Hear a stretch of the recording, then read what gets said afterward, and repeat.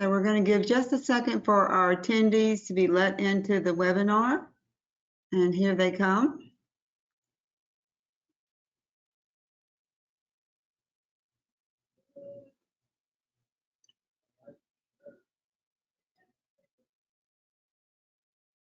I want to welcome everyone tonight to the webinar, Wake County Public Schools Facility and COVID, a conversation tonight with my really good friend, who's someone I admire beyond ability to express, someone I've really known for a very long time and admire, Bill Fletcher. Bill Fletcher is a native of Wake County.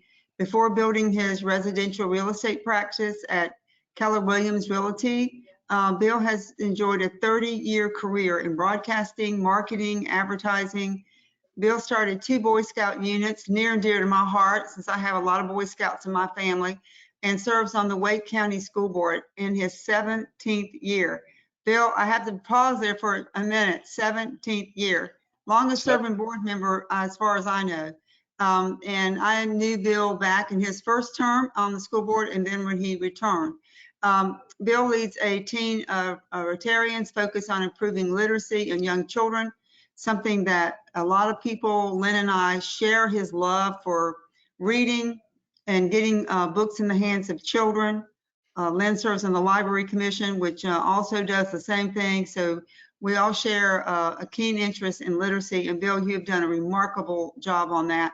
I love that Bill gave us some personal tidbits about himself to share tonight, that he met his wife on a blind date. So that was one blind date that went well because they just celebrated their 44th wedding anniversary.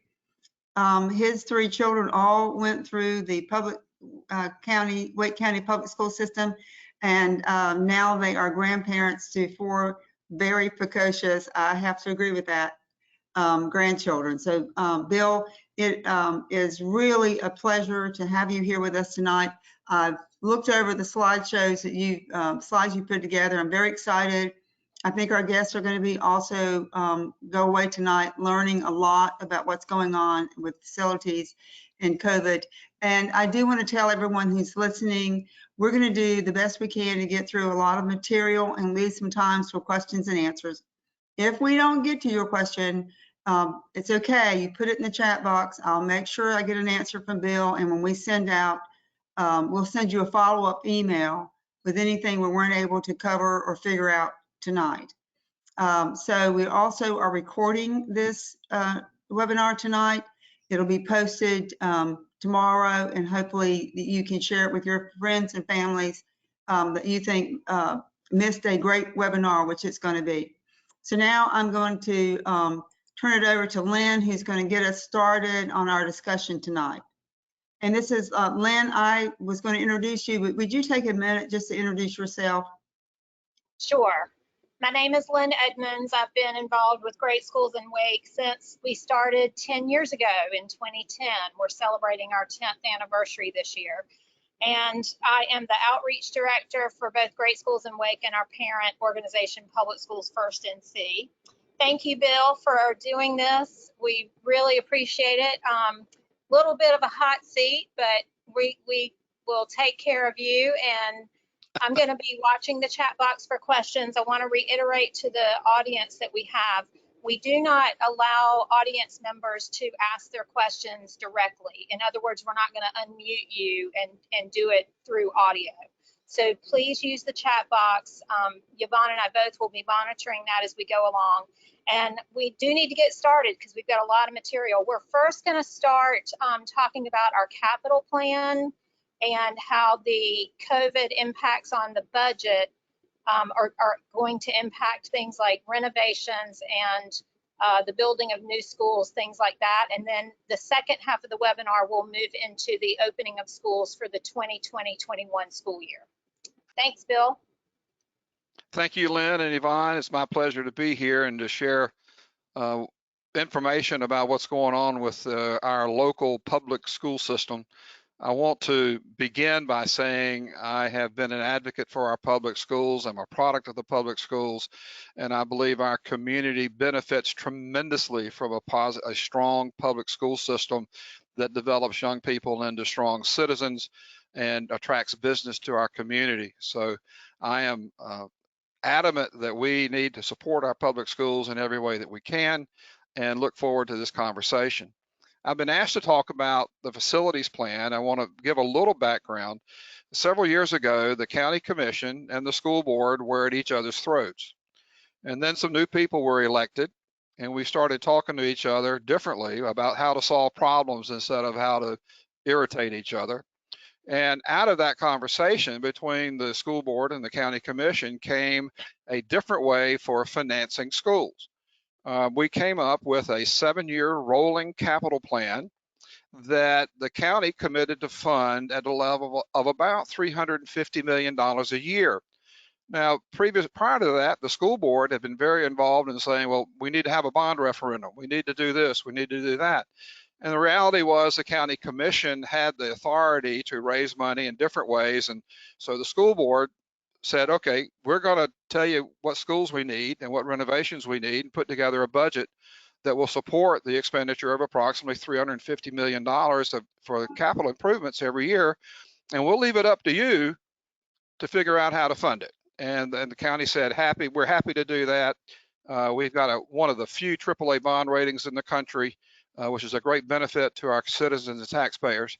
We also, so we wound up with a combination of bonds and cash, and that balance is determined by the county financial people. And what we know in our 7-year plan is that the bond funding is essentially committed to projects that are already underway, but the cash is more flexible in terms of it can be repurposed, and we've been asked to repurpose some of that cash given the impact of COVID and the projected decline in revenues for the county. So in the 7-year rolling capital plan, we've got new schools, replacement schools, think Apex High School if you're familiar with that, building renovations. It may not be the entire campus, it may be only a building. Life cycle replacements, like replacing, let me have my slide back, please. Life cycle replacements, such as replacing a heating and air conditioning system that typically would have a 20 to 25 year life. Many of our systems are being asked to go longer than that. At some point, you have to replace the furniture in a school. Technical devices are in our capital plan, so devices for students and teachers. The infrastructure, the backbone, the fiber network, the server network and whatnot is part of the capital plan. Our security upgrades for cameras and access controls and things like that. Temporary classrooms, moving them from one place to another. Assessing our facilities, and we have about 6 million square feet of space. And our goal is to assess what needs to be done in at least 1 million square feet of that space every 5 years, so we can have a knowledge base on which to base future renovations. We purchase land, we try to land bank land. We have 2 other categories of funding, space needs analysis and prioritization. We call it SNAP. This is for items such as a transportation center, a special education center, and the PREP project is a brand new categorization for partial renovations and improvements. This would be, and I've got a couple of examples on the next slide to help you understand what those are. So these are the categories in the capital plan. Let's go to the next slide. Thank you. Now, the ones that have been put into bold print have had adjustments made as we look at the next year, 2021, and on out. And so we see that educational equipment, the technology devices, temporary classrooms, the space needs analysis, and the partial renovations have all had changes made to their budgets. And I should have darkened land as well. There have been some changes at the land budget. I'll show you what those are in just a minute. The next slide.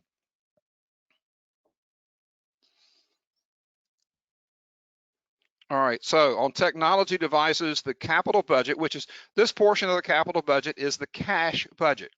So there's no bond money used to buy a computer that lasts for 3 or 4 years. Rest assured on that. That is a cash purchase that's done as part of the capital plan. So the technology device purchasing has been reduced $5 million a year for the next 3 years. The SNAP projects, which are can include a transportation center to streamline the bus transportation services and whatnot. That's been reduced $6.5 billion over the next 3 years. Life cycle has been reduced about $9 million per year for 2 years. Land purchasing has been reduced, and you see the numbers there, 5 to 7 million over the next 3 years.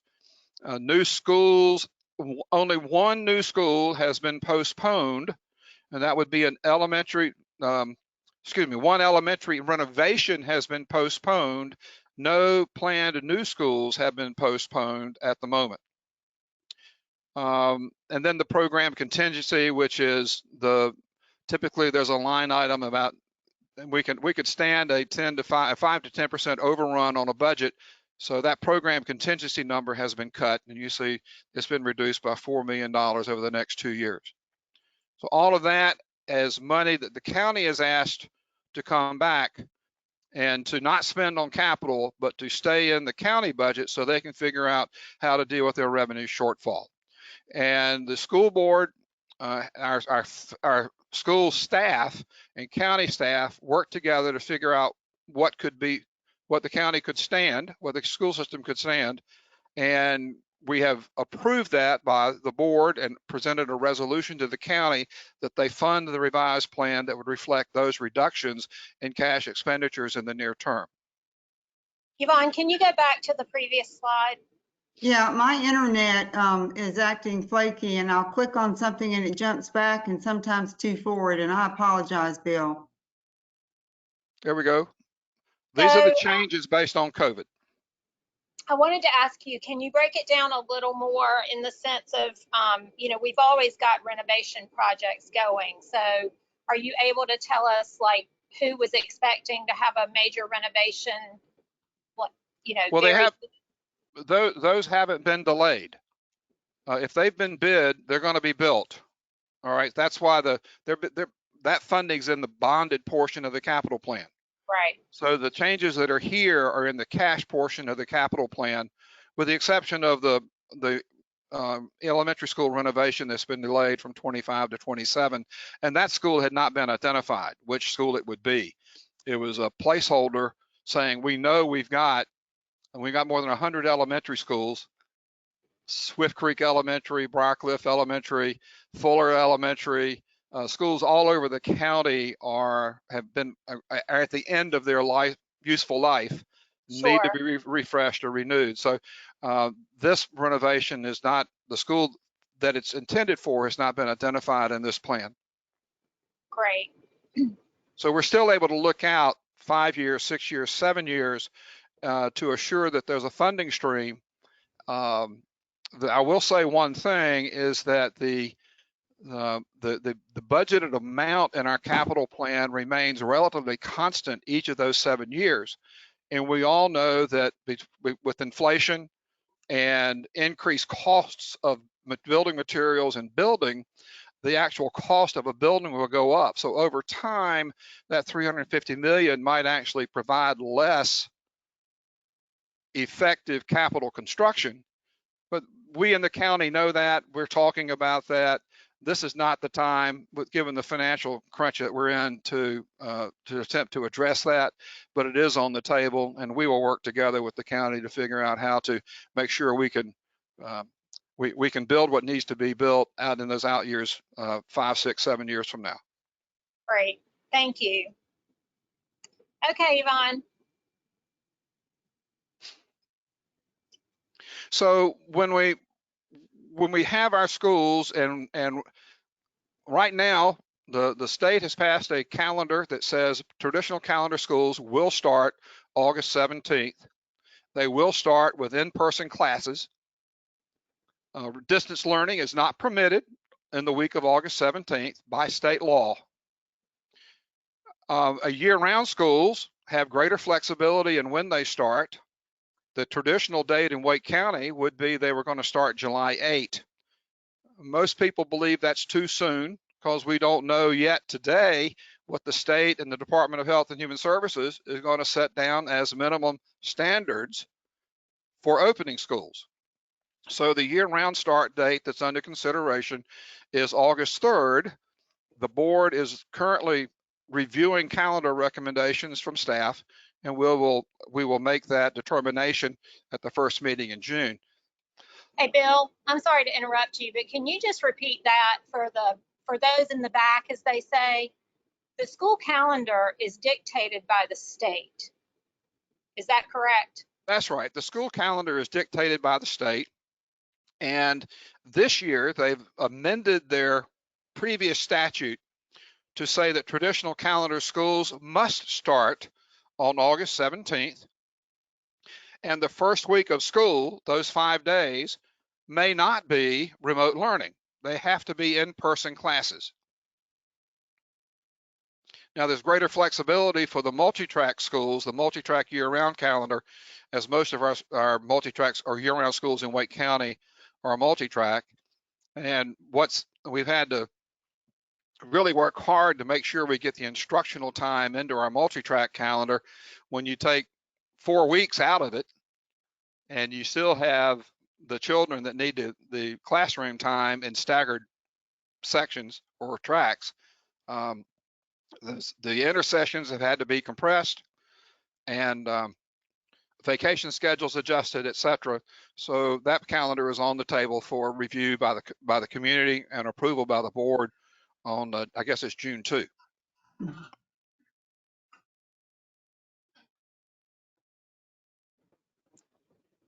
Thank you.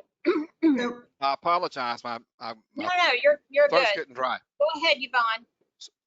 so we're already starting to get questions on this next section, section, which is, looking at safe schools and what are the protocols going to be? What do you know at this point, Bill? What are your thoughts? Well, Yvonne, what we know at this point is that we've got probably 10 different plans. We've got the plans from other states that have made decisions about how to safely open schools, and we don't have that leadership from the Department of Public Instruction, the state superintendent, the governor, or the Department of Human and Health Services. Health and Human Services. We don't have this leader. We don't have the leadership for North Carolina that has yet to put on the table what the standards need to be in the protocols. So what I'm sharing tonight, there are a whole lot of question marks in my presentation on purpose. What would be the appropriate way to welcome children back into our school, or to welcome staff back into our schools? Many of us have been to a doctor lately, or we've been to some place where they've asked you the health survey. Have you been out of the country? Have you been close to someone who's been diagnosed? Do you know the questions? Is your temperature okay? Do you have a cough? So I would expect there's some kind of health survey that's going to be done at least on the first week of school for those who show up. I think ID verification is something that we'll make sure happens. It's a standard practice for making sure we have the right kids in school and only those children in school. Temperature check. Does the temperature check happen at the school door, or does it happen at the bus door, or both? And if you think about that, these handheld thermal temperature devices are at least $100 a piece. How many would we need to do a temperature check on 170,000 people as they enter our school buildings? Quite a few. We've got purchasing people figuring out how to source those. We haven't bought them yet because we don't know what the state requirements are going to be. Well, what about masks? I've gotten emails from people who say, I'm not leaving the house without a mask. And I've had other people who say, my son's coming to school and he will not wear a mask and he will play football this year. Okay. I hope he's able to play football this year, but right now we don't know whether we're going to have sports or not. I understand that the High School Athletic Association today made some announcements expecting that we would have that all fall sports would occur that are part of the High School Athletic Association. I understand that's different than the Wake County Public School System. It's a different organization that sponsors the interscholastic sports. We don't know what their protocols will be in terms of assuring young people come to practice, they stay socially distanced, etc. But coming into schools, will students be required to wear a mask? If we are supposed to provide the masks, that's 170,000 masks a day. That's essentially 1 million masks a week to have a one-day disposable mask. Not only is that a significant expense, I'm just not sure how we administer that and what the consequences are if a student chooses not to wear a mask, or if for religious purposes or whatever, the mask isn't worn. Well, and So I imagine too, if we had the money to buy those, where in the world would that many come from? well, I think there are a lot of companies making them. The idea that we would require students to have a cloth mask that's washable and reusable is something that's got to be discussed as well. And I'm saying I've got question marks on all of this because we've not decided on what's going to be required or expected. Those are two different things. And we don't have direction from the state yet about what to do. Hand sanitizing. The last bullet on that previous slide is what do we do about hand sanitizing with the hand sanitizers? Everybody's used to the little Purell bottle or the 60%, 70% alcohol solution. Each of those has a label on it that says keep out of the hands of children. So what do we do? How do we embrace that product or group of products in the schools, and what are the concerns that would be had? And since each product is labeled for keep out of the reach of children, my belief is that labeling is there to keep people from using it inappropriately. But lawyers wouldn't think that way necessarily. So, but it is a question, and it's something we're going to have to ask. Now, in terms of distributing the hand sanitizer, a freestanding 4-foot tall hand sanitizer that would dispense stick a hand under it and it would dispense without you having to touch it, that's about a $200 purchase, not counting the chemical and the labor to refill it and to maintain it. They have batteries, they got to be maintained. How many of those do you need in an elementary school? 600 students. Do you need one in every classroom? Do you need, I don't know how many you need.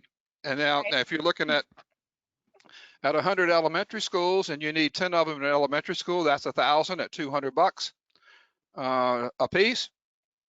So, I mean, the money adds up really quick when we start thinking about how are we going to help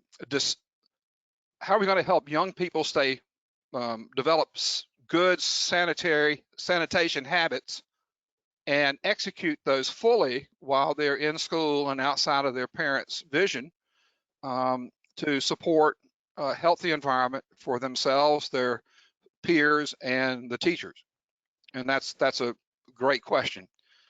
Moving to and from classrooms, you enter the school, you got to go to a classroom. So how is social distancing dealt with? Is it markings on the floor in the corridors like we're seeing in our stores and restaurants? Again, is the mask required? Once they're in the classroom, do we move the teachers instead of the students? So the student's in a desk and only that student is in that desk or at that seat, and they would be there all day. No one else would be using that seat. And the next subject matter, if there is a change in teacher required, would come into the classroom as opposed to the students going to where that teacher's classroom is. That hasn't been determined. We're not sure how that would work. And there's a great team of our leadership that's been put together to look at all these different scenarios and to figure out which ones we need to apply in Wake County that will be consistent with whatever guidance comes down from the state. And Bill, Hey, Bill. Go ahead, Lynn. Thanks. Speaking of that, we had we've got a lot of excellent questions, and I want to remind the audience I am watching those. But let's go back for a minute about the calendar requirement and the start date, that August 17th start date. Correct. Parents are asking, is the state requiring every child be there that first week? Like, because I know there's discussion about staggering children in the building, that not every child, say, at a particular elementary school would be in the building at the same time. And I know those are all ideas right now, and nothing is firm, but as far as the state mandate is concerned, is it your understanding that they expect every student to be in school that week? Well, they have not done anything to remove the expectation of compulsory attendance. They still expect 185 days of seat time, actually 190 days of seat time, or probably, I think it's 1,050 hours of instruction now. So Well, you said that it can't be online learning that first week. no, and they've limited online learning to only 5 days. They're requiring 5 days of online learning, but unless we're in a state of emergency, you can only have 5 days of online learning.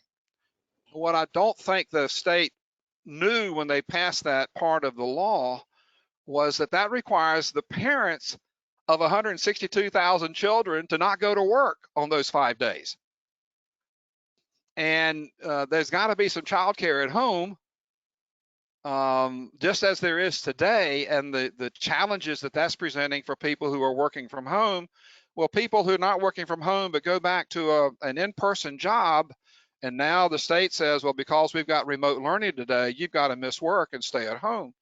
That's an unintended consequence, and I hope the state's going to give us some flexibility on that, but sometimes hopes are.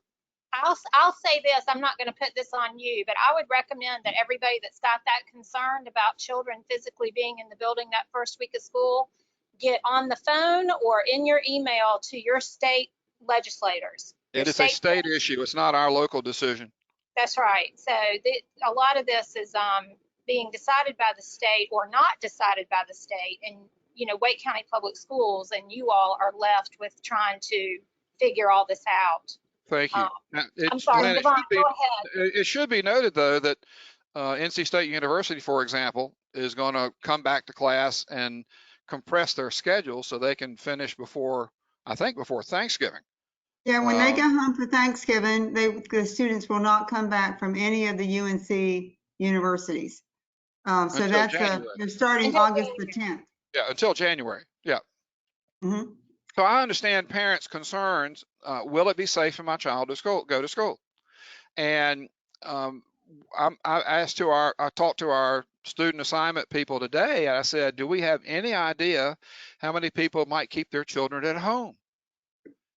Because if what I'm hearing from some people is, I can support at-home learning. Can we do that instead of sending my child back to school? My child is immunocompromised. How can I support online learning and not have my child in a petri dish? The child's parents are immunocompromised. How can I keep my child in a more sterile environment instead of sending them into school? We've got staff members who are immunocompromised or have great experience, I'll put it that way, and are concerned that they might be exposed to the virus by returning to campus on August 13 or August 3rd. So how do we support those people? You can get a sense of the complexity of the questions and solutions that need to be found to support our staff, to support parents, to support teachers, students, and to deal with state law that is a little bit tone deaf to the requirement the kids show up on August 17th. Well, Bill, I'm going to move us to the next slide, which is talking about once you actually get in that classroom. I do want to say that I like that you're thinking about keeping kids in one space and moving teachers around. I see that as very doable in middle school and in elementary school. I see it as very challenging in high school. Yeah. Less so in high school. You can't move the chemistry lab from one place to another. So yeah, it's good. Yeah. It's all, yeah. So, but I really appreciate that y'all are thinking about all of these things. So now your next slide is what? See, and I'm sorry again. It's backed up again. Yeah. Yeah. If I touch anything tonight, I have no idea why. Okay. Here, safe schools in the classroom. Okay. So we're in a classroom. And how many kids will our classroom seat if you have a 36 square foot area allocated for each one of them. That's 6 foot in each direction. And that's to be determined. We don't know. Will we have social distancing or masks, or social distancing and masks? How will hands be sanitized?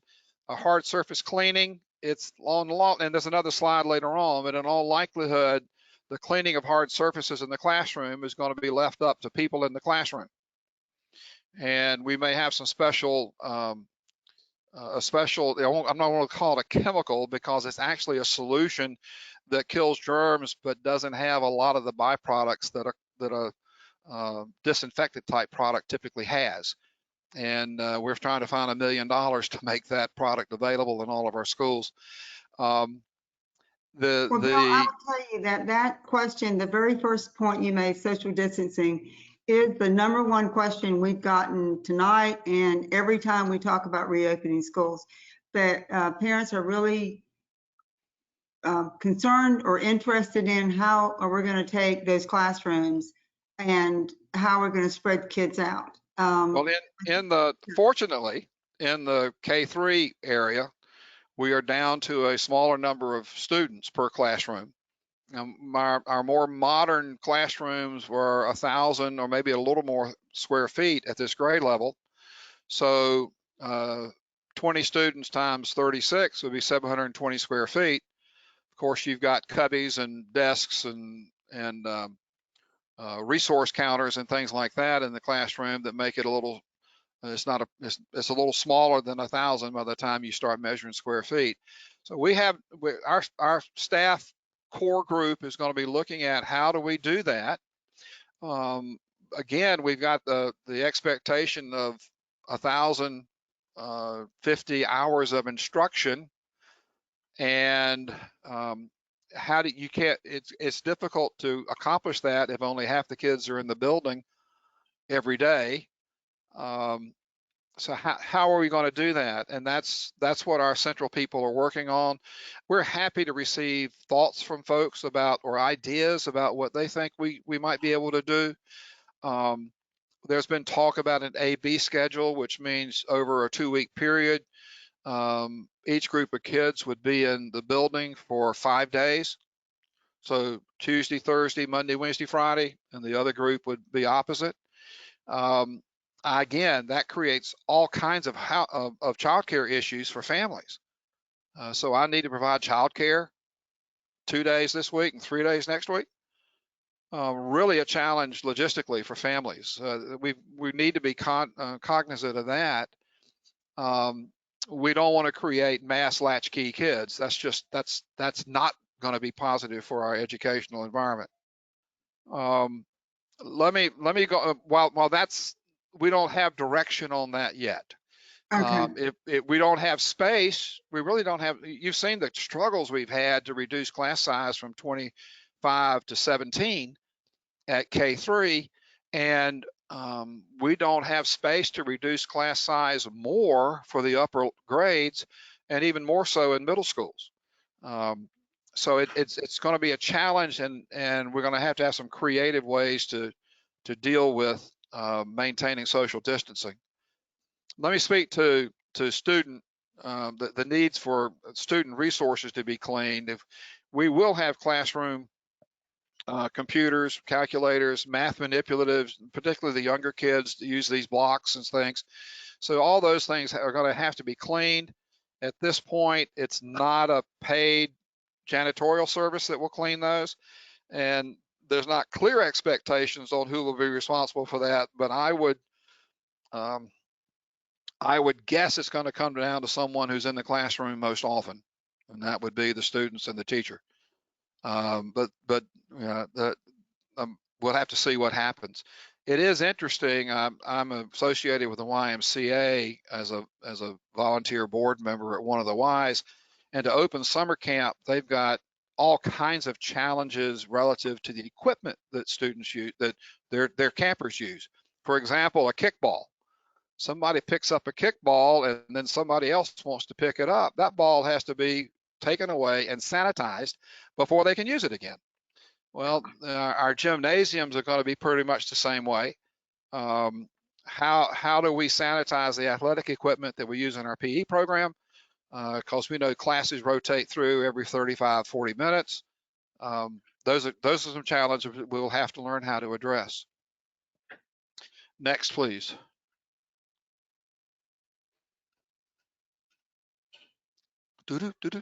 Transportation. This goes back to the class size question. If half the kids are in the building, then our yellow bus transportation would be half. Well, half of the yellow bus that seats 3 kids to each side of the bus, 6 kids per row, or maybe of a larger, bigger kids, 2 kids per row. Well, how do you social distance that? Is it one child on each side of the bus sitting next to the window? Are they far enough away? The child on the next seat is sitting, maybe there's an open row like they're doing on airlines, and there's another child sitting next to the window. If we do have 50% ridership, that means that bus would have to run 2 routes to get all of those kids to school. That means bell schedules that are farther apart. And ultimately, I believe it would mean the latest get home time is going to be pushing well past 4:30, and we'll just have to see if we wind up with 50% ridership or 33% ridership, and extending the routes. Again, on the buses, is the temperature taken before the child gets on the bus? And if you've got a high fever, you're not allowed on the bus. Are masks required? How will cleaning be done? Again, our transportation people have been working hard on determining best practices from other districts and other commercial providers on how to do that. We have the same concerns about our private carpool people. Kind of expecting that parents who do carpooling will work out a protocol with their carpoolers and their carpoolers' parents to establish what an appropriate cleaning, sanitizing protocol would be. And then, of course, we got our contract transportation that's transport special ed children. And many times that's a single person in the car, but there may be 3 people in that car the next route. And the additional cleaning for child seats, restraint systems, etc., strapping in a wheelchair, etc. And our contract with the special transportation people did not include that kind of service for having to sanitize the vehicle between each student's entering. So that's a renegotiation and a discussion to be had with our very special vendors that were shut down mid-March, and they've had no revenue from us since mid-March. So when we open schools on August 17th or August 3rd, they have to reconstitute their entire driver cohort in order to provide transportation to our students. And we have somewhat the same problem with our yellow buses, although we've been able to keep a lot of our bus drivers working by doing other things besides driving buses. Some of them are driving buses to deliver food to neighborhoods where we know there's a high concentration of food insecurity. And so we've been working hard to keep our people in these types of positions that perished on March 13th involved in other productive things that warrant being compensated by the school district. So next slide, please. I think we're on the one. Cleaning schools, The Bill. right Oh, okay. I'm sorry. Excuse me. That's okay. So in our budget, we made a modification mid-year in the budget to return to 5-day-a-week custodial services in all of our schools. We have some contracts that we'll be dealing with in June to ratify that and put in place those people in some of our schools. So we're returning to daily sweeping and vacuuming in each school. Those paid custodial people have not been hired to clean surfaces. That's a different part of the we might be able to expand our budget to them and have them do that, but right now that's not part of what they've been contracted to do. They're contracted to do basic sweeping and vacuuming every weeknight, every school night. They are contracted to clean the restrooms, the group toilets as they're called, with increased frequency several times a day. And then they will clean the restrooms in the classrooms, kindergarten classrooms, special ed classrooms. Many have private restroom facilities. They will clean those overnight, and the in-classroom restrooms have subject to have the school porter come in and do additional cleanings as needed during the day. So the hard surfaces in the classroom, we don't yet have a solution for who's going to do the work other than people who use that space. And I'm sure our staff in their planning will be looking at just how can we assure that those surfaces are cleaned appropriately if they're not done by paid staff, if we depend on students and the classroom teacher to do it as opposed to a paid cleaning person. I will say this, that one of the budget items that's been approved, and we can get to that in a minute, includes training for people on personal protective equipment and sanitation. So there is some money for professional development to help more and more of our staff understand the principles of good sanitation and how to effect that in the areas where they serve. And that's I'm not sure how we're going to use that money, but that's one of the funding, one of the options and one of the funding streams that's been set up by the state. Okay. I want to say one thing, Bill, and I will move to your last couple of slides, and then we'll have questions. I do want to say I'm just really thankful and impressed that you're thinking through all of these things. A lot of things you presented here I hadn't even thought about myself, and I've been doing several of these workshops. So I think it's comforting, I hope, to our audience that you and the school board and our staff have really systematically going through and making all of these decision trees and thinking about all the things that have to be answered. Even though you don't have the answers now, I'm pretty glad to see as a grandparent that you're actually thinking about these things and you've got them on the radar. And on the cleaning of schools, it looks like you actually have a pretty manageable possibility. So that's pretty exciting there. So this is your last set of slides, something that people ask a lot about also.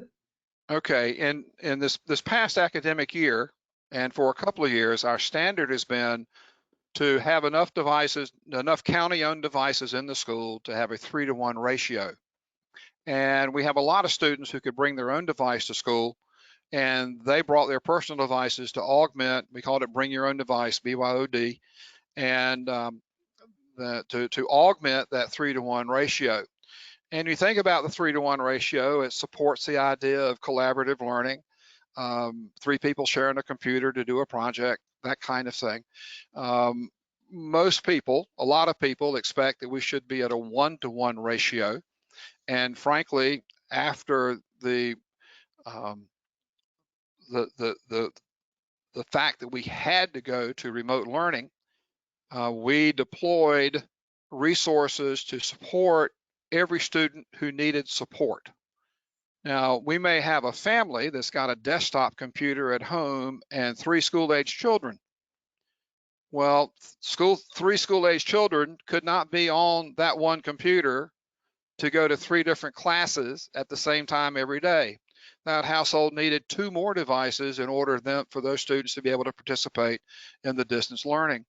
Then we had homes where there was no internet access, no computer at all, and marginal, if any, computer literacy in the folks who lived there. The student was perhaps the most technology literate person in the classroom, in the home. We distributed more than 28,000 devices to students who did not have them at home. We've distributed almost 10,000 internet hotspots, the little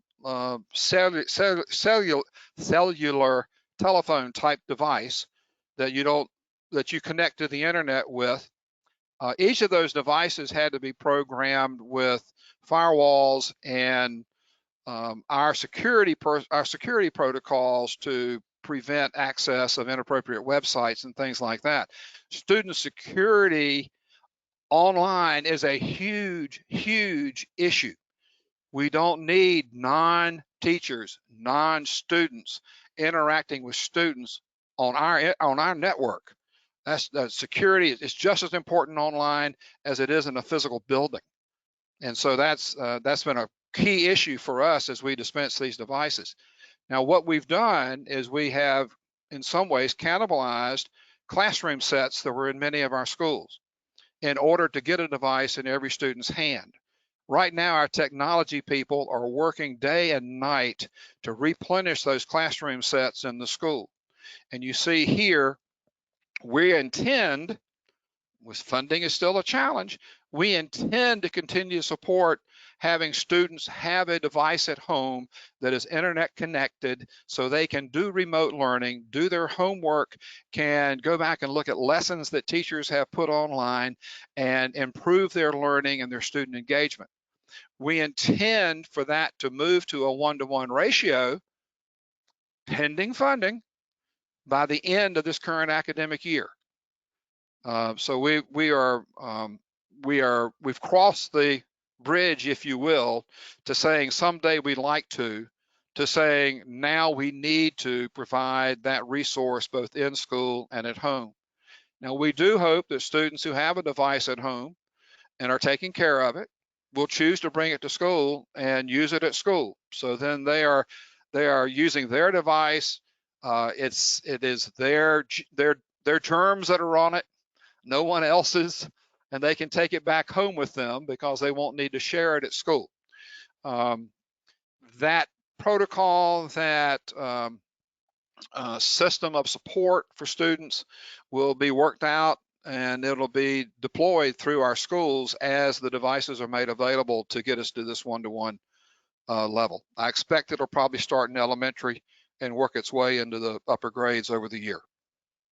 And that is one of the questions tonight is someone is very curious about wanting to know how you're going to make whole the schools and the media centers, you know, and the assessment centers and all the places you were using devices, and how are you going to make that whole again and so forth. And I think you just answered that question. And I guess the next thing is to move toward to talking about the budget, how to pay for any of this stuff. Let me talk a little bit about the sources that I'm aware of that have been set up to provide some supplemental funding to last year's state funding and last year's county funding. So the feds put out I guess it's the CARES Act.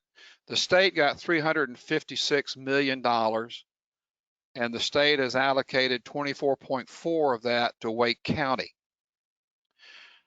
The feds sent $195 million to Wake County, and we are negotiating with the county to have a portion of that come to the school district to support our device program, our distance learning, to fill the gap, if you will, for what we've had to expend in terms of child nutrition, feeding kids through the summer, to support summer learning programs, etc. The state has appropriated money. They have $326 million appropriated. House Bill 1043, Senate Bill 704, but they've allocated different buckets, but only one of those buckets has been distributed to school districts at this point, and that is the child nutrition bucket. Has a $75 million state amount. 4.3 million came to Wake County.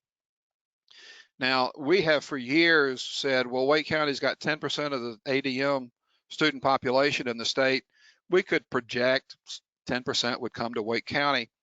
These first two numbers you see, it's nowhere near 10% coming to Wake County.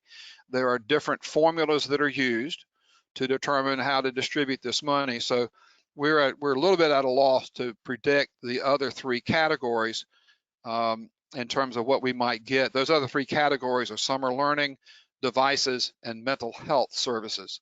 We're not sure what we might get from the state out of that allocation in Senate Bill 704.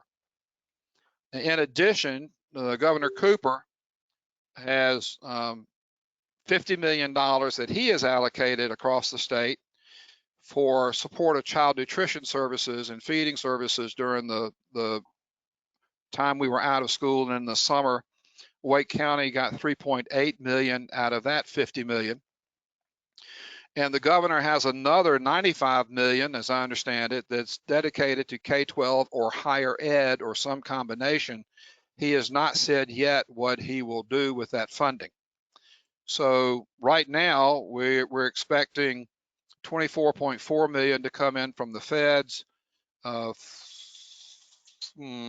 at $8.1 million for child nutrition from the state and the governor.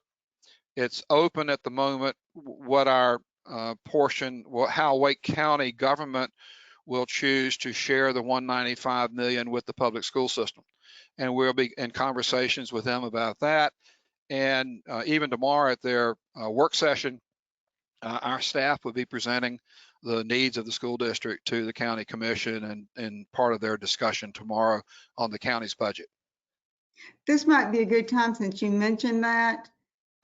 Lynn and Bill, if you would talk to everybody real quick about what that session is tomorrow, how people can listen in or hear about it or understand what's going to be happening. I'll defer to Lynn. I believe the commissioners are in the process of deciding their budget, and that includes what they will or will not provide to the school system. As of today, the county manager has proposed a $0 increase for Wake County schools for the upcoming budget year. In other words, the funding would remain flat. What the school system got last year is what they would get this year with no increase. We are advocating and asking the commissioners to provide for growth, which would be about $18 million. Not the full amount that the school system had asked for, about half, a little over half of what they had originally asked for. But tomorrow is a budget work session for the commissioners, and that's what Yvonne is referring to. I believe it starts at 2 o'clock. You have to go to the wake.gov site, wakegov.com site, and find the meetings and agendas, and there is a way to listen in to that work session. But and we'll post that tomorrow, and we'll certainly be listening in and reporting on it. Bill, let me ask you about that CARES Act money. We got a lot of questions tonight in the chat box. You know, with regard to all the cleaning, the additional cleaning, wherever we land as far as what that looks like. I mean, obviously we still have to decide, is that hand sanitizer? Is that soap and water? What is, you know, we don't quite know what the materials are, but we know clearly there's going to be additional cleaning needs. Can CARES Act money, for example, pay for custodial staff to wash and clean surfaces? And if it does, isn't that just one-time money? So wouldn't we still have an issue in upcoming budget years if we need to sustain that? Well, CARES Act will be one-time money, and the specific answer to your question, I'm going to have to defer to staff, and I'll get you an answer from staff. No there problem. are lots of nuances in this. The state appropriation for child nutrition, for example, has to be spent by June 30. Cannot be spent in July. It has to be spent this fiscal year. So there are little nuances and twists like that in different parts of it. I do know that professional development for how to do how to sanitize surfaces is available. The sanitizing materials can be purchased with some of the money. I do not know whether employee costs can be covered by it or not, but we'll get an answer for you for that. I do know that just a few days ago, the county commissioners mentioned, Lynn, that they had to the end of December to spend their CARES money, and that they had gotten some preliminary conversations, they may be able to extend that into the spring, into the end of the fiscal year. But at this point, it is by end of December. Unless they tie it up in a contractual manner for a product, they wouldn't have to be able to do that. Let And me add Lynn, this. the point I wanted to make about tomorrow, while I really think it's interesting, if you folks can tune in, and Lynn will also post it on Facebook and tweet the location for you. But the school staff, your superintendent and your staff, Bill, are going to be presenting to the commissioners what they'd like for them to fund out of their CARES money. So I think that's going to be very interesting, and it'll give us as citizens a little bit more insight into what the school system staff's thinking about and where they're trying to put their money and their resources at. So I think it's going to be a very, very interesting budget session, and it's key, as Lynn said, to keeping us informed so that we can be good advocates for the system. So Lynn, you want to go ahead and start sharing some of these questions with Bill? Well, Yvonne, let me just go while we're here on this whole budget question. The county, the county, if the county funding remains flat and the county grows by 4,200 students, which is the projection from this early spring. And there have been some differences. There's some charter schools that aren't going to open, and so that there are changes. But we still think 4,200 students are going to show up at somebody's school come next year. Right. And if the budget is flat, the school district's going to have to cut $11+ million, and 90+% of our budget is people. So cutting $11 million means we will be likely having to cut people. Now, it has an impact on charter schools too. Charter schools would see their funding from the county go down $1.2 million.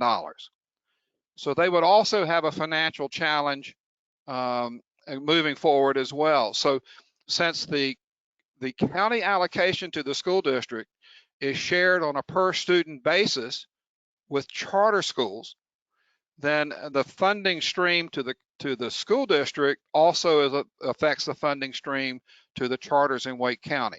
I hope people understand that. So the net result based on the numbers in the board's budget book being flat would reduce funding essentially $70 per student. And if you've got 165,000 students, that winds up being, 11 million. So yeah, again, about the vast majority of our budget is in people who are fully employed, fully working hard. Most of them work more than 40 hours, and our certified staff get paid for what they do, regardless of how long they choose to work, and they all work hard to take care of their kids. And I will add, so I don't have to do it later, I want to re-emphasize to our guest what Lynn said earlier. Every year the school system, struggles to come up with their requests, and they cut their request this year to the commissioners almost, by 2/3. And now we have a $29 million request. And understanding that we're in tight times and understanding that we have some CARES money that can fill a few holes, we strongly are advocating for the $18 million to keep the school system whole, which is the $12.3 million for enrollment growth for those additional kids, and then the money that the state has pushed down to Wake County to be responsible for teachers' retirement and healthcare cost increases. And it's kind of like meet us halfway kind of approach, and I think it's that Great Schools in Wake is trying to be very realistic in supporting the school system. That we're saying keep our gentleman's agreement that we've made a couple years ago to Bill, you and I know that when we served together 20 years ago, one of the agreements we had is to always give per pupil growth. That was kind of a minimum that we set. We went away from that for several years, and now for the last few years we've been back keeping that commitment. And we're strongly encouraging our commissioners this year to keep that commitment to pay for per pupil growth. So with that, Lynn, I'm going to let you throw some questions at Bill that our audience has been submitting. Yeah, on the budget, Yvonne, I think it's important for you and I to point out, and Bill, you can, if we misstate, let us know, but a lot of people in the county, we understand taxpayers are like, well, my goodness, the last couple of years, the county has provided huge increases to Wake County Public Schools. Why in the world can't we just let this go this year? And what we have said to, as a response is that, the school system was still, even last year and last year's budget cycle, still filling holes left from the 2008 recession. It's not like, funds were just being added, only added. A lot of those funds were being replaced. The 5-day cleaning schedule is a great example. We had gotten away from custodial cleaning as a result of the recession, or reduced it drastically. And under normal circumstances before COVID, we were just getting back to a 5-day schedule with that. Would you like to comment about that at all? Just the No, Lynn, that's a true statement. And the challenge of chasing, I'll just give you an example of the difficulty we've had in meeting the needs of our capital maintenance program. 2 years ago, our maintenance director requested one additional mechanic position. It was removed from the budget before it was requested of the county. That's how tight the budget is. One air conditioner mechanic. The next year, last year, he didn't even make a request for a mechanic. And yet we have we have the needs. We got 600 million. We got 6 million square feet of space that we need to maintain, and all the air conditioner systems, so they're working when kids are in the building. And the difficulty of adding a non-instructional resource to our budget is profound. So maintaining our instructional resource and not having to do a reduction in force is absolutely essential to moving forward. For example, the Class Size Reduction Act could severely reduced and restricted the funding from the state to be used for art, music, PE, media center management, etc. Wake County is using some local money to supplement what the current state allocation is, so that we can maintain those positions in our schools that directly serve our students. Those are some of the decisions we've had to make, and when we do that, to support our instructional program and engagement with children, it's hard to lose that support that the students so much enjoy. I know I went to school, and at least 2 of my children went to school, and the best thing of the day was participating in a music program. Yeah. And without that music program, their days would have been so dramatically different. It was something for them to look forward to. Many of our children are that way, whether it's about PE or art or music. That's just one example of the necessity of supporting this budget. I could go on. The state's salary increases for teachers have been. We hear about the press conferences held when they can talk about, well, we're going to increase salaries for this set of teachers by 8%. And when it's all rolled together, you wind up with maybe a 1%, 2% increase that winds up affecting the other teachers. And you and I both know that the cost of living doesn't go down. Right. And our teachers need adequate compensation to be the professionals that they've trained to be, and we expect them to be. Yeah. And frankly, that they've demonstrated that they are by having to completely change how they approach instruction as of March 13th. I appreciate that. I just want to be sure that our audience understands that this any addition that the school system asks for from the commissioners is not fluff. It's not, it's a critical need, and without it, there are gonna be cuts. So let's move to some questions, y'all, because we've got a lot stacked up here.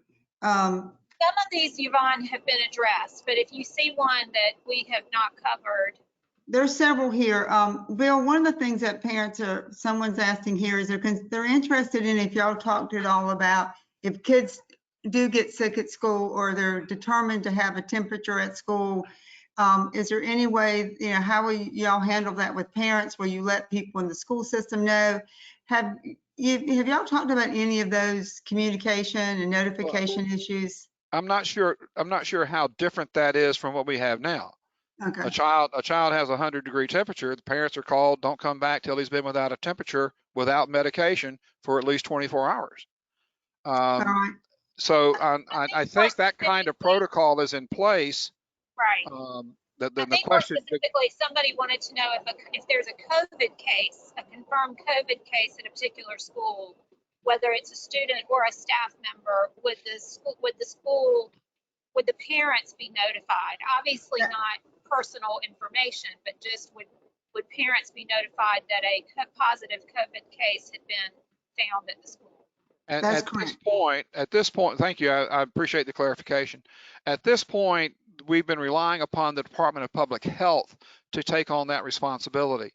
We are adamant that we need to protect student privacy, and the FERPA requirements apply to us when it comes to that kind of thing. The Public Health Department, we expect we continue to work with families. If we have an issue, that's part of the protocols that we have to establish. And the state hasn't said, okay, if you have a case, you need to shut down. If you have 2 cases, you need to shut down. Right. If you think you have a case, you need to shut down. We don't have that guidance from the state. Now, that if you've been watching the news, they're talking about there's been an outbreak in a retirement center if there are 2 cases. So they've kind of got that as an expectation that they're going to make some public announcement that it has happened. I don't know what their protocol would be for schools. It is something that we'll pay attention to, and we'll come up with something that's very transparent for the community to the point where we can go without exposing personal health information. And Bill, related to that is one of the things that we didn't really ask you to talk about tonight, but it's related to this, is more people in the building. Kind of some of the conversations you're being had about having nurses or nurses' aides or social workers or counselors, and what role they'll play in some of this monitoring for social, emotional, mental health, physical health issues. Did you want to comment on that? Well, I will say we're completely undersupplied when it comes to professionals to help support the mental health needs of our students.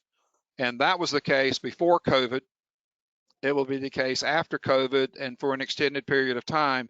That's why I have to chuckle a little bit in this House bill that passed. There's $10 million statewide to support school systems with mental health issues. Every little bit counts. The 10 million statewide is a drop in the bucket of what's needed to support the needs. Parents have been out of work. How do you think that affects their kids when they come back to school? Students have been without their friends for almost 3 months now. When they come back to school, what will they do? The social challenges that our children have faced in their very different environments are their students are resilient, but they're not immune to the adult challenges around them, and then their own challenges that they appropriate from how the adults react to stuff. Now, I've got a friend who did not want. I'm not going to go there, but this person believes if you're not wearing a mask, if you're not in complete isolation, there's no reason for you to be interacting with anyone, social distance or otherwise. So that's part of our community, and that person has a very different effect on their children than does someone who may be more thought to be more reasonable in saying, well, you can wear a mask or you can social distance or you can do both. You Bill, know, so that actually leads to a great is a great segue into one of the questions that we had, and we also had this when we hosted Keith Sutton and Roxy Cash last week. Parents are wanting to know if they're not comfortable coming back to school for whatever reason. You know, maybe their child is immunocompromised or the teacher, for example, but you know, how will that impact the child's grades and advancement? And what we know, this is another one of those items where the state decides that. The state has to decide if there will be waivers for students that don't want to come back or parents that don't want to send their kids back. well, You know, will they be allowed to? You're exactly right, and we don't know what that will be. The question is, okay, how do we calculate absenteeism? Right now, the letter of the law says if you miss 10 days of school, 10 consecutive days of school, you're unenrolled. You're no longer a student based on the practices from TPI. That would not be good for our school system or for our students. The challenge that the legislature have given us is to say that you must do 5 remote instructional days, but you may only do 5 remote instructional days unless we're in a state of emergency. There's no reason to hamstring school districts with that requirement. So we're going to, if we support kids who are at home during the first week of school, which is illegal, we break the law. And if we support kids at home when the state is no longer in a state of emergency with remote learning, we're breaking the law. Well, I'm sorry, I'm ready to break the law if we are going to engage kids in productive learning, and we need to do it because there's a health issue or some challenge of the child getting to the regular classroom. I do believe that in-person instruction with a competent, caring teacher continues to be the preferred method of holding school. Remote learning can be good. It is really good for a small portion of our population, and it is challenging for the vast majority of our population to get as much out of remote learning as you get out of an in-person classroom. And the part you don't get is the socialization,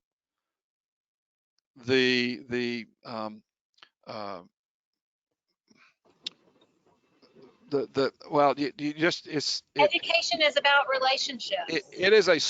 Education is a social activity. It is not a tactical activity. It is not a transactional activity. It is a social and emotional activity that needs to be conducted together. And I think that's the stance we need to take. Yeah. So Bill, there's a couple things here that I'm going to kind of share with you is more like comments than I think, you may not want to necessarily comment on them.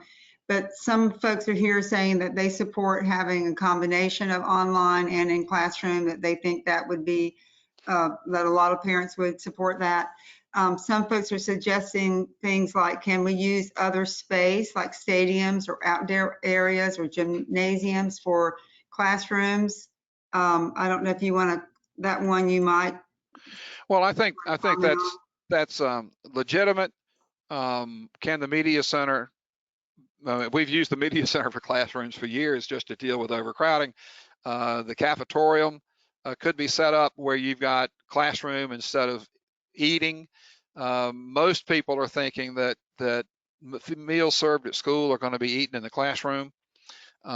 Whether they go to the classroom on a cart or what, we don't know at the moment, but few are saying that gathering 200 kids in the cafeteria is going to be a positive thing to do during this period. So the cafeteria might be a place that we could reposition, or the cafetorium to reposition into instructional space. Would hate to give up the gymnasium, but that could also be divided into multiple instructional spaces. I think there are opportunities to figure out how to do that. We've got some, that will be a unique and individual solution at each campus. The mandate to investigate and see what's necessary to make it happen could be global. How it is possible to effect it would happen at each campus, and certainly something I would expect we'd look at doing. Well, Bill, one of the things too is folks want to know, are you thinking about renting space or renting vans, renting small as a way to augment the transportation?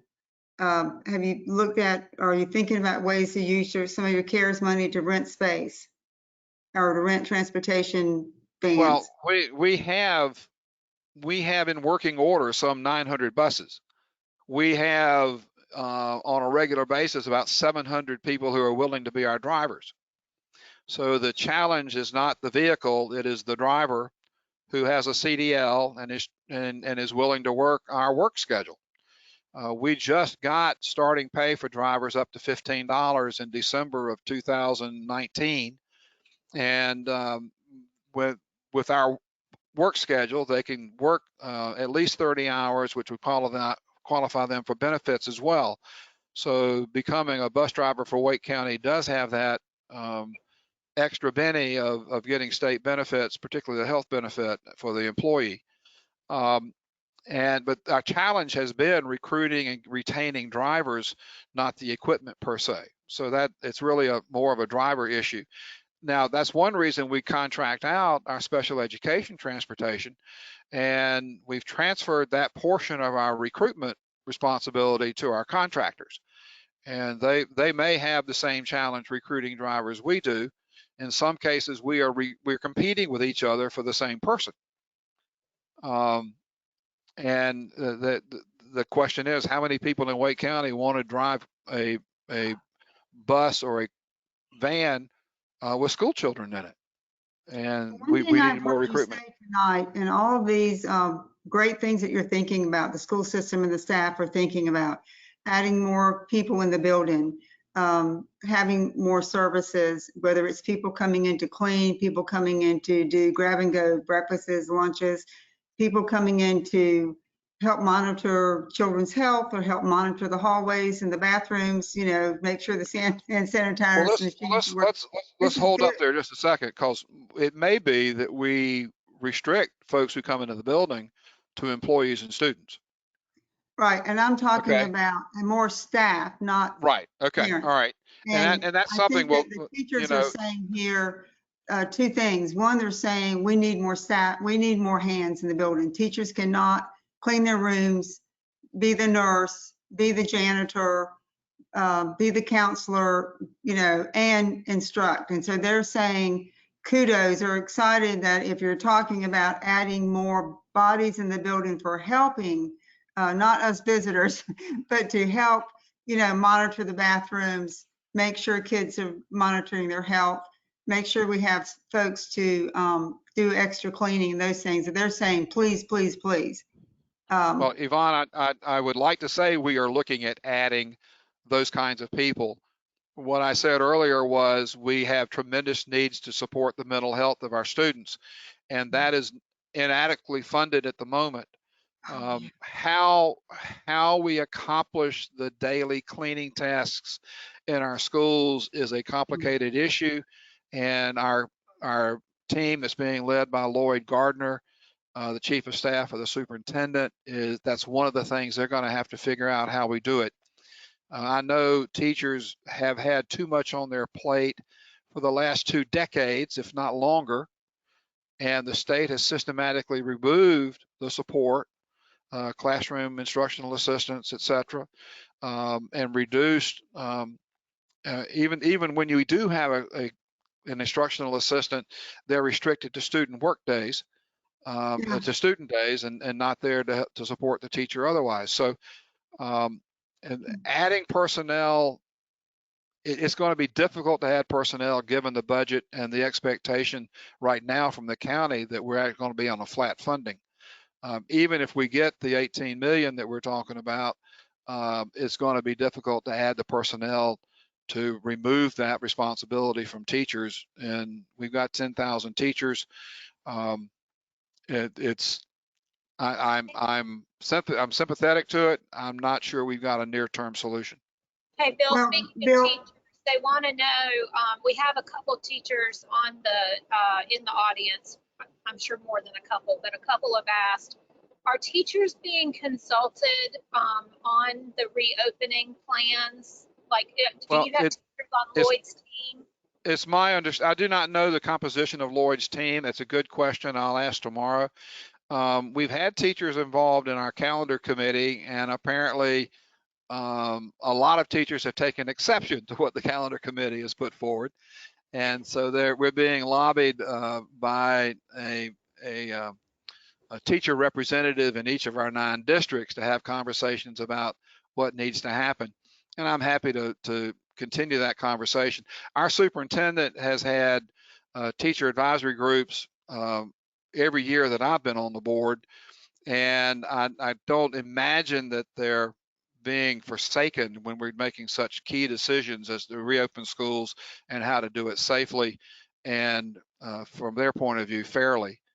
and so parents are saying, we want to be on those committees too. The parents are raising their hands. They want to have some input too about this. But Bill, one of our earlier conversations that Lynn and I had with another group of panelists did talk about being able to use the CARES Act money to hire people through contracts, that they can't hire permanent, full-time, reoccurring dollars, but that other school systems are evidently talking about this too, that contracting with, nursing services, cleaning services, counseling services, and these kind of things.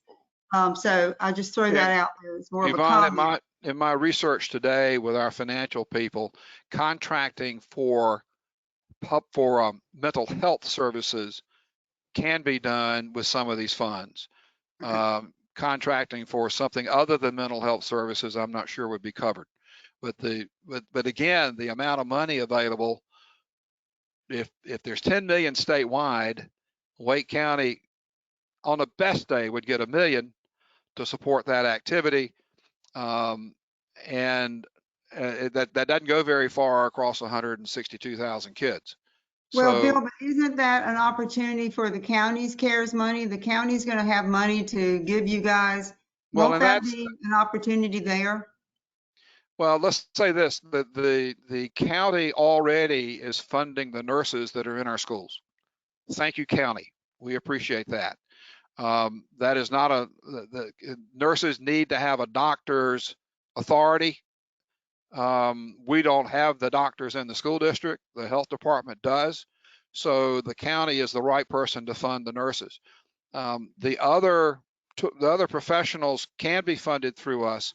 And I'm confident that I know that our budget request included additional funding from the county to allow us to expand support in the mental health, social workers and counselors in schools, which are critical to dealing with cases as they come up and supporting classroom teachers. So I can't speak specifically to the CARES money.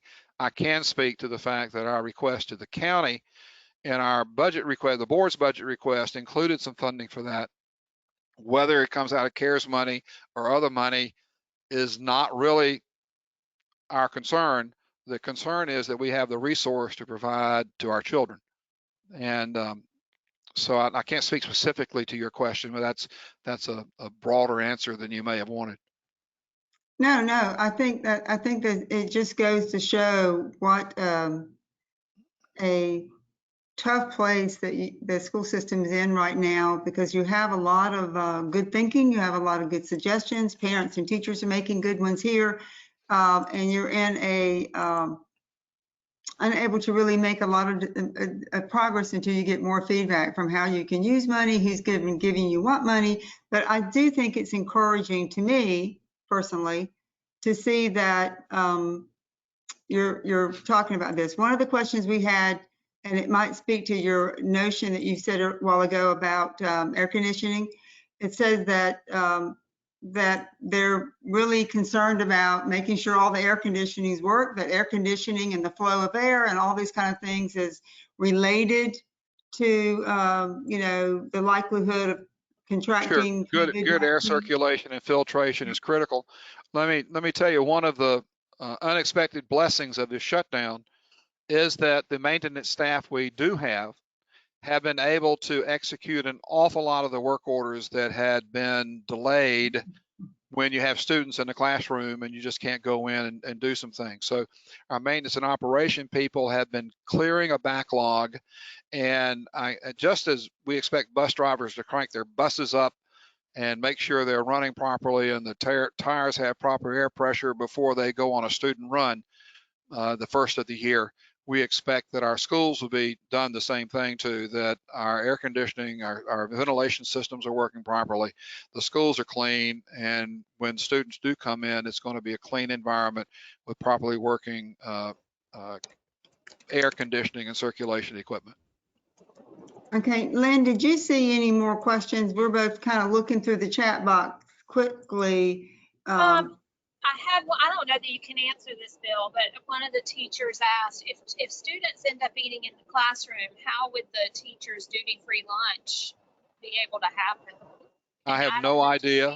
I have no idea. I don't know that a specialist or you know, how do you have a common planning period? Those are things that the people who are used to doing master school calendars and whatnot are going to have to work out. And each of the questions that we have has a pro and a con, and at least one of each. And all of them will wind up moving somebody's cheese. If you know that book, change is difficult. Lots of change is really difficult. And so what we have been asking of our people and our parents is that grace and to have grace and to move, kind of flow, go with the flow, give us your input, let us know how you feel. We want that input. And at some point, somebody's got to make a decision about how we're going to move forward and do X or Y or Z. And that's the challenge we face. In each of those situations, it's not likely to be exactly what you want, but it will be what has been determined to be a good solution for the district and our children, and to re-engage them in effective teaching and learning.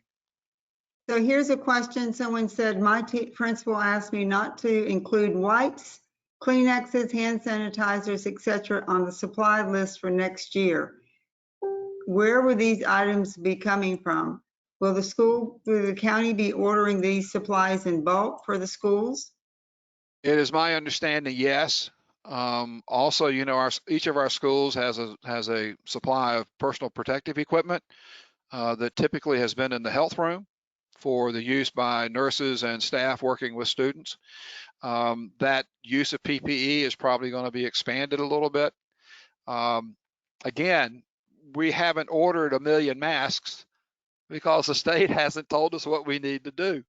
The hand sanitizer question that we talked about earlier, wipes, what kind of wipes? We've got, I mentioned that we're looking for $1 million to use this solution that has that is EPA and CDC approved to kill germs, but it has none of the toxic substances that some students have negative responses to. So having wipes in a can would not precipitate the use of this other solution that will probably not be in a can. It's going to be in a spray bottle.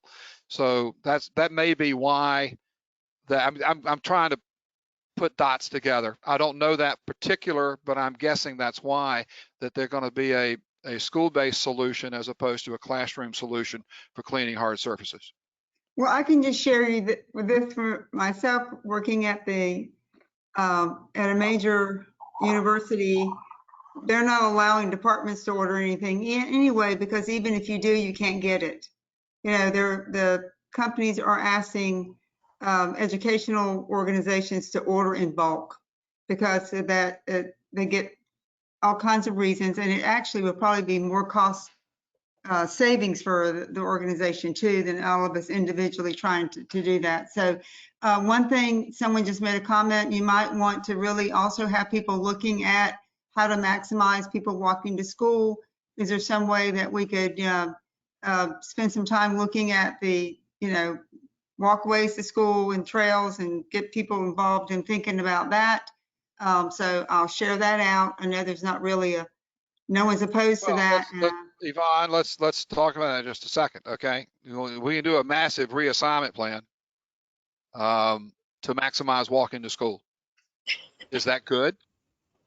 Is that, I mean, that works against a whole lot of things the district are trying to do in terms of promoting diverse school populations. Yeah, let's not do that on top of trying to address COVID. Yeah, so there are a whole lot of solutions that we might consider that just that kind of complicate. I think this person was primarily saying for those kids who are walking to school, can we make sure that there may be more people walking to school? Can we figure out some way to improve the safety? I think that's really what they're saying here. Well, we're happy to work with municipalities and to do that. The real challenge with walking to school is parents and their cars. If parents didn't drive their kids to school, more of them would walk. I mean, that's I'm sorry, but that's the reality. And our carpool lines would be shorter, and our buses would be more full if there was less carpooling. Our last question, but someone is saying I'm getting in trouble here. That they're interpreting what you said about if school starts and we can't have remote learning the first week and we can only have so many days after that. They're saying, to be clear, does that mean that we would have to have the governor put us in a state of declared emergency for us to be able to return to a more remote learning? That is what the statute says. Okay. Okay, that's what the statute says. Not what we say. That's what the statute says. That the remote learning beyond the 5 days required can only be done in a state of emergency. Okay, so I want to make, someone's asking that just to be really clear, and that's what I heard you clearly say earlier too, Bill. And we'll try to keep repeating that message to make that real clear to parents. We'll see if we can come up with a meme or something, Yvonne, and try to just pound that in, that this is not Wake County school system making that declaration. It is state law currently state Correct. law. That's my understanding. Yes, ma'am. Yeah, Yvonne, and I'm just looking at the time. It's about 8:30, and I know we want to tell people about some programs that we have coming up next week and our video series. Do you want to talk about that? Yeah, and I want to say that people are very interested in your slides, Bill, and we will try to do some things around that, see if we can put together some slides. I do want to just tell y'all a few really quick things. We've been talking a lot to people all across the state, not just here in Wake County, about when public schools reopen, what can we do to make them stronger and make it work? And a lot of people are very interested. We've put together a fact sheet, and you can go to our webpage, Public Schools First NC, where we've just started putting in there things that people are sharing with us that they really think need to be in place before schools can open in a safe and effective way. So we'll hope that you'll go there. And as you know, last week, the CDC with the put out their decision tree. And Bill, really and truly, when you think about some of the things that you shared with us tonight, it is in this decision tree. And this is also posted on our website. If you missed it, you can go up there and find it.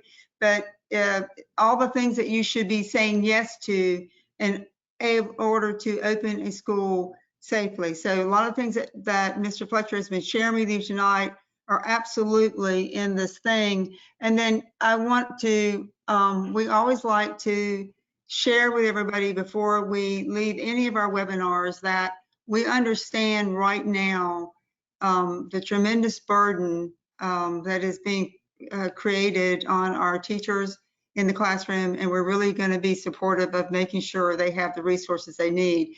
We also understand that there's a lot of adverse childhood experiences is a real phenomenon in our community.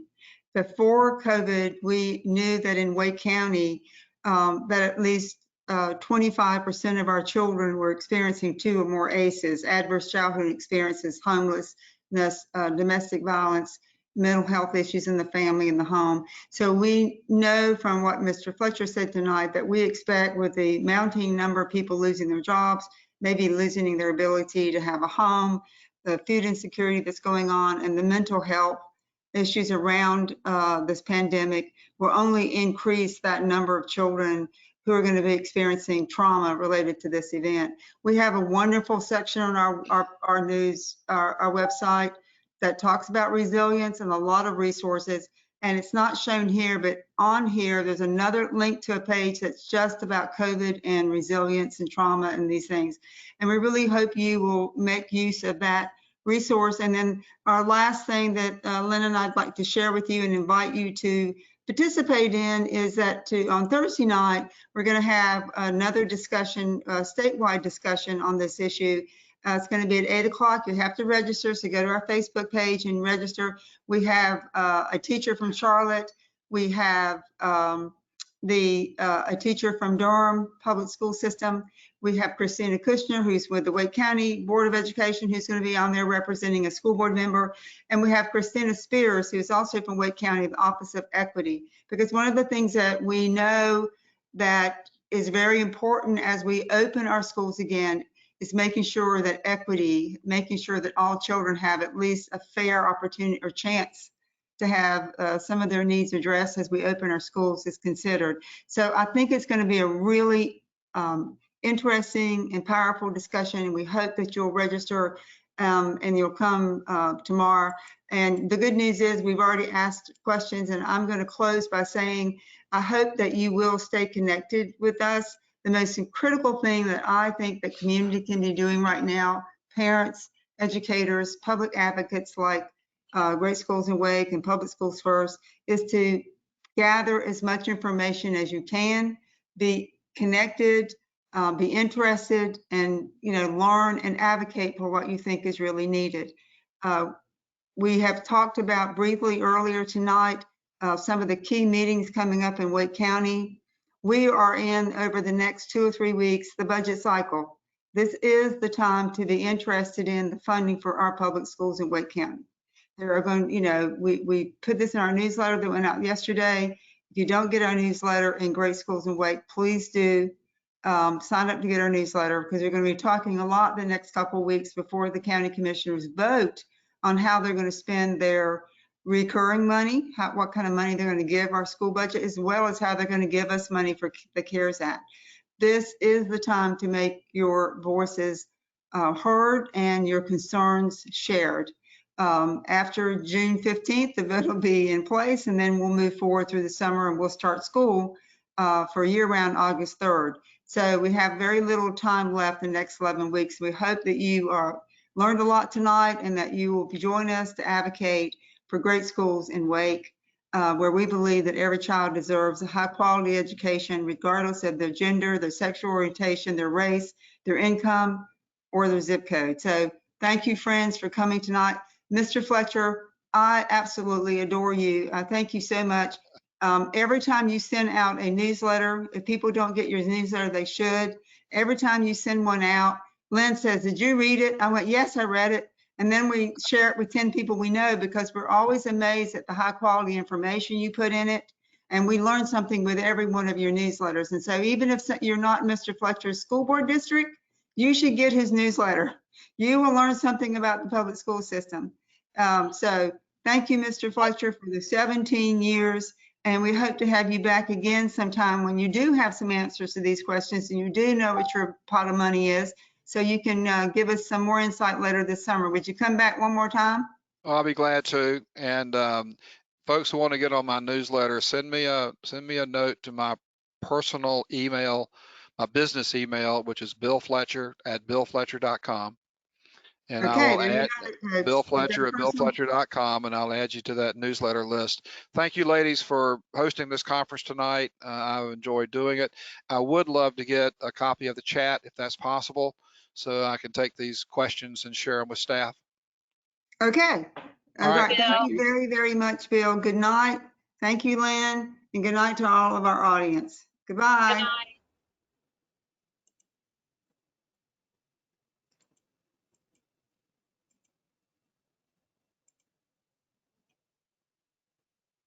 I'm still here. I just turned off my camera. Yeah, hold on. I'm trying to. Good night. My flaky.